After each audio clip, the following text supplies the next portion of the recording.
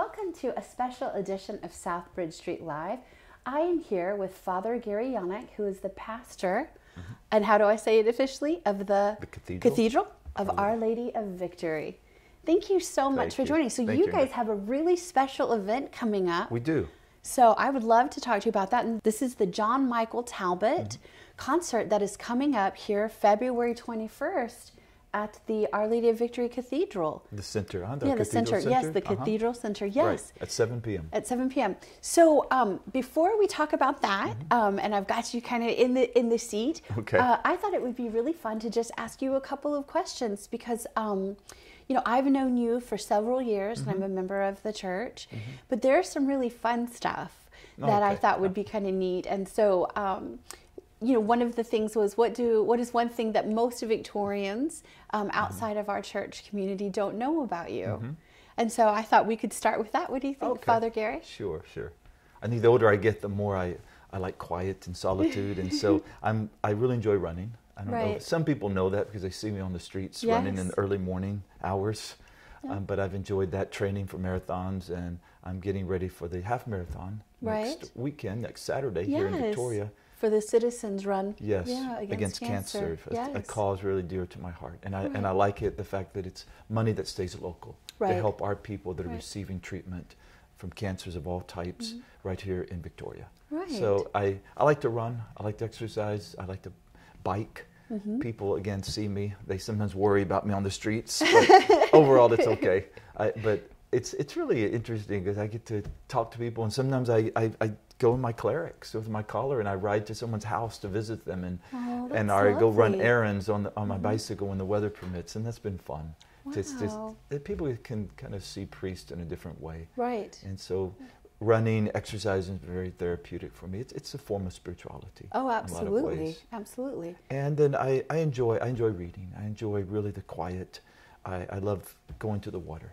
So either Port O'Connor or where I grew up in Palacios, or I go to Canyon Lake and I was going to ask you where you were from. From Palacios. So I grew up close by. Oh, wow. So water's very important to me in my life. Enjoy it. That's interesting. And then I just learned last summer something maybe people don't know. I preached about it to the kids before, but I learned paddleboarding. So last summer, is this upright paddleboard? Upright. Oh wow, so that is I had to learn to do that balancing and how to get everything going with the oars, and it's really fun. Oh, that's really, so neat. And again, it's so peaceful because you usually do it early in the morning when there are very few boats out on the water and when the water's still. So it's nice. Well, I'm going to go back to paddleboard, but I ask you about running. Now, you have been in the Boston Marathon. You've qualified? No, I haven't qualified for Boston. No. Oh, I ran New York. The New York City Marathon, and I did Washington, D.C., and then, of course, Houston and a few other places. Can I ask you how much do you think on average a week you run? Well, now I've been training, so quite a bit. So what are you 30, 40 miles for the half marathon for next week. Marathon, so a lot more now. Right. On average, probably at least 25 miles a week. Wow. But sometimes a lot more. It just depends what's going on. Yes. But it's good. Yeah. Well, and then I was going to say about paddleboarding is the first time we've rented paddleboards, we have some now, was how much strength that it took. It does. Right, and that great kind of core strength. Core strength. That was awesome. Exactly, core strength and just the balance. Right. That's needed to be able, and of course you can't really balance without the core strength. And so that's fun just to be able to get it. Because I've always done water sports growing up in Palacios, so I've done water skiing and knee boarding, so I've got to learn how to use a board. Right. Which is helpful. But even at my age, it's kind of fun to learn something new. Right. So it's like, maybe that will keep us all young. That's right. Well, it does. Learning does keep you. Just never, does keep you young. If it's something I read or some new idea or something like a sport, it's fun to learn new things. Growing up in Palacios, did you know that you would become a priest? I've always thought about it, probably since I was about 5 years old. Oh, wow. Yeah. I'm one of those that we call them lifers. I think I've always thought about being a priest. Thought about other things, certainly, but always went back to the idea of priesthood. Right. So my parents will even say that as a little boy, I would talk about it. And I was fascinated by the church and the priest and the mass. And they said I never had any problem going to church. I never put up a fuss about it. Did you always behave? I think so. Yeah. Except one time I distinctly remember, maybe because they told me about it, but I think it was like 2 or so. They say I acted up, and in a way I kind of remember that. And they said I kept hollering as my dad was carrying me out of the church, "I'll behave, I'll behave, I'll be good." He said never again did he have to take me out. So I'm sure, it was more than a little talking that he gave to me, but, But, that's awesome. But we did. Church has always been the center of our life, right. My family, my brother, my sisters, and it just, because it's our spiritual home. Right. And I think it's kept us balanced and helped us get through some tough times in life. I don't know what I would do or where I would be without my faith. Right. So. Right. And is this part of John Michael Talbot's mission too? Absolutely. Is we, I hate to sort of jump through no, that's great. to this too, but just the calm and the tranquility and the beauty of immersing yourself in music. Yes. And you had said that you know him personally, that you guys are dear friends. He's a great friend of mine. I met him in 1988 when I was first ordained a priest. Wow. And we went to his monastery called Little Portion in Arkansas. And I was just always intrigued with his music because the way you described it is John Michael Talbot's music. It's about peace. It's not Christian music of today in terms of the use of a lot of instruments and amplification, etc. Right. It's John Michael with his powerful, incredible voice and his guitar skills. Right.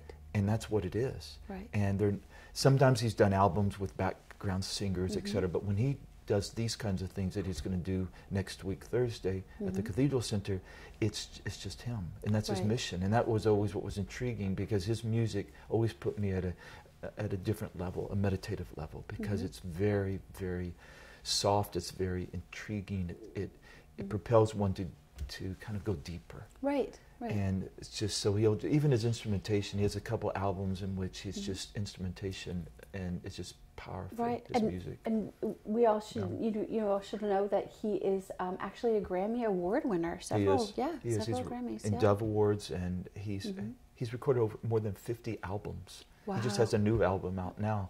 He's written more than 25 books. He's been on a lot of television shows and radio shows, and I mean, he's well known. He was one of the first really popular Christian singers. Right, right. And many of the Christian groups today will attribute a lot of the way that they are today and the opportunities in Christian music to John Michael Talbot. Right. He kind of paved the way, so to speak. Just by his music. He did. He went through a lot to make Christian music what it is today, and the fact that he's still doing it, and it's just fascinating. But he also has raised a lot of money for Mercy Corps, which is a humanitarian aid organization that has helped millions of people over the years. And he's raised literally millions of dollars for them, and that's very dear to his heart. And so in 1988, I met him, and then when I was named pastor in Yoakum at St. Joseph Catholic Church in 1994, his wife's brother lives there, so it was my parishioner. So I remember it so distinctly. I go out for Easter Sunday Mass and in the church, and there's John Michael Talbot. And it's just like my heart stopped. It's like, oh my God, I hadn't seen him since I had first met him. I thought, oh my gosh, I got a little nervous. I'm this younger priest, and thinking, oh my gosh, John Michael Talbot is out there.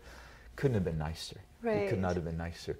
And we just kind of picked up, or we had met that one time, but then we kind of started a friendship. And because his wife is from Victoria, Viola, and at the time her brother lived there, and she has a brother that lives in Cuero, so our paths kept crossing. Right. Every year, several times a year, they kept crossing, and then he invited me to go to travel with him to Nicaragua. And at the time, for several years, he had a mission on a little island called Ometepe in the middle of Lake Nicaragua. So it changed my life. Because the first time I had the opportunity, I've met and ministered to a lot of poor people in the United States. I'd never ministered to hungry people. And so we would actually visit people that were hungry. I met families in which family members take turns eating. One eats one day and the next child eats the next day. Oh my goodness. And so that changed my life. It truly changed my life. And so I started going every year, usually in the fall, in November. Sometimes John Michael would go and sometimes he wouldn't, but a group of us would go and we'd raise money. And we would do real simple things, like we use the money people were so generous in giving to us, bag up rice and beans, and we put it in the one vehicle that the monastery owned. We all get in the back of it, and we go on the other side of the island, which was the poorest. Right. And we would just kind of be like Ed McMahon used to deliver those checks to Publishers Clearinghouse. We would just show up at their little huts and bring beautiful. Rice and beans, and it was just incredible, the look on their faces, because they were going to be able to eat that day. But by the time we got back into the truck, we could look back, and there was just all these little shacks and these little areas where they lived, in these little huts. They were already, if we couldn't go to everyone, obviously. So we just randomly selected people. Those that were receiving the rice and beans, you could see how they already took maybe a little container or something to take it to their friend. And they were sharing the little that we gave them, they were sharing that with others. And so I'm always grateful for John Michael for introducing me to that opportunity and that mission to be able to do that kind of ministry. And we helped a lot of them to go to school. Right. Because the government would provide a teacher in a basic building, but you had to pay for you had to have a uniform, and you had to pay for your books. You had to have shoes, things like that. So we would buy them their school clothing. Right. And it meant that they could actually become educated. So, and then we helped at the powerful. Oh, it was just great. For a very, very we did that small. several years, and you have to forgive me. Hold on. Sorry. Time. Okay. Very powerful. Yeah. So eventually he had to sell the property because so many changes have happened with the Nicaraguan government. Right. And so it was, they were worried about the safety of his religious community members there. Right. And eventually they had to pull out. Right. But we missed the people in so many ways. We missed them. And did you were able to travel and do other things together too? We did. A few years ago we went to the Holy Land. I was very honored that he asked me to go with him there. He has been several times to Holy Land. I'd been twice before, but seeing it with John Michael was really interesting because we would visit the holy places, and then he would have a concert.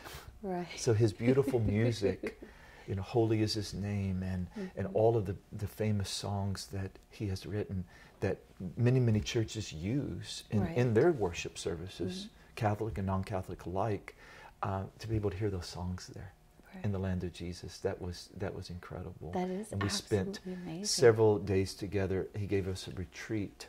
The pilgrims that went with him, we stayed at the Mount of Beatitudes in a little monastery. Oh, wow. Right there where we believe Jesus gave us the Beatitudes. And so we had a few days of quiet. And that was a great experience. But John Michael's greatest, he enjoyed all of that. He's not a priest. No, he became a Catholic in 1978. He's married with the permission of the church. Yes. He formed a community that's recognized by the church, that's different. Most communities are men, or they're communities of women. Right. His community is mixed. There are married couples. Right. There are single people, the celibate sisters, celibate brothers, and they all live in community together in a little portion there in Arkansas. Wow. In Eureka Springs, and then he has a house in Houston as well. And so it's a very unique community. It's called a Public Association of the Faithful in terms of canon law. So it's recognized by the Catholic Church as a community. You had said he'd sort of had a spiritual journey too when he was growing up. That he was exactly. He said he was baptized as a Methodist in Oklahoma City, and then he started his journey when he was very young. Mason Prophet Band, the folk country western band, and he became popular with it. He's just an incredible guitarist, and so immediately they formed this band, and he was young. I think he was like 15 when he started, and then in his mid-20s he started having a conversion experience. It was the late 60s, early 70s, and everything that society was going through in the United States at that time, and he said it wasn't enough for him. Right. And so he began searching. So he tried Native American spirituality, did some Buddhism, and he said he made his way back to Christianity, in particular to the Catholic Church, really through St. Francis of Assisi. He just loved St. Francis. He began reading so many books about St. Francis. And so St. Francis became his inspiration. Absolutely, he became his inspiration, and that's where he models everything, his religious community everything on St. Francis. So he joined for a while the secular Franciscans and was studying to become a Catholic as well. I think he thought about religious life, probably even thought about priesthood, who knows, but he said he felt called to something else, but he felt called to form a community. So from the money that he had made in that secular band, he used it, and he bought this property in Eureka Springs there. He says, I just kind of bought this mountainside. He says it was just land, it was just there, nothing was developed, it was just land that sat for a while. And he was inspired to form a community. And so he formed the little portion, the Brothers and Sisters of Charity, which is the official name. And he began just a simple lifestyle there. And one building led to another. Now it is absolutely beautiful. It's a beautiful monastery, and they do all kinds of projects, raise a lot of their own food, and they bake goods, and they even sell them online, and different companies sell their products. And so and then his concerts help him. He never takes anything for himself. It all helps his ministry. That's the thing that I found so amazing, is that just he's always given it. He's always paid it forward as part of what St. Francis. Exactly, and that's how he will die. I mean, he's going to die poor because it all goes to the community. Right. So his ministry and what he's doing and what he's going to be doing for us next week here in Victoria is to support that, because he still travels the world, and he's going to be going back to the Holy Land soon again, and he is just excited about that. Do you think that you'll travel with him again? I might. I think so. I've been a lot of times in a lot of places. And it's like at this point in my life, if I get a day off or a week off, I like solitude. I'd rather go to a monastery with him than somewhere else. But that's just me.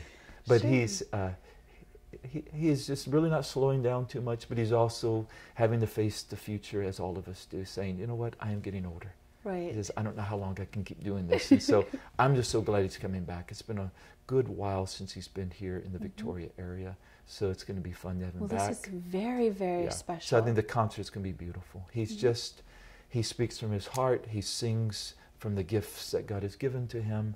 And he really will uplift you in the spirit of Jesus. And this is open to anyone. It's not just Catholic based. It's free, and it's anyone that they're going to take a love offering to help his community. But it's not about money. It's not about being Catholic or not. It's not about even being a Christian. It's just if you want really uplifting, beautiful spiritual music, and you want a movement of the Spirit in your heart, and then come, because you won't be disappointed. This is absolutely incredible. It's good. I really appreciate that you've taken the time, to come and visit. Sure. I love that. Pleasure. So will you come and sit sometime again, and we can just talk about more of your journeys? Sure. And that'd be great.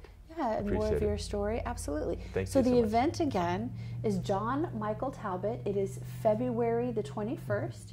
It is going to be at Our Lady of Victory Cathedral Center. Yes, and then the time? 7 o'clock. 7 p.m. So we hope we fill it up. So that the admission is free, so there's no registration or anything like that. Just come show up and we'll have a chair for you. Show up and we will have a chair for you. I love that. Thank you so much, very much, Father, good to see you. for joining us. Thank you. And thank you all so much with all of my heart for watching Southbridge Street Live.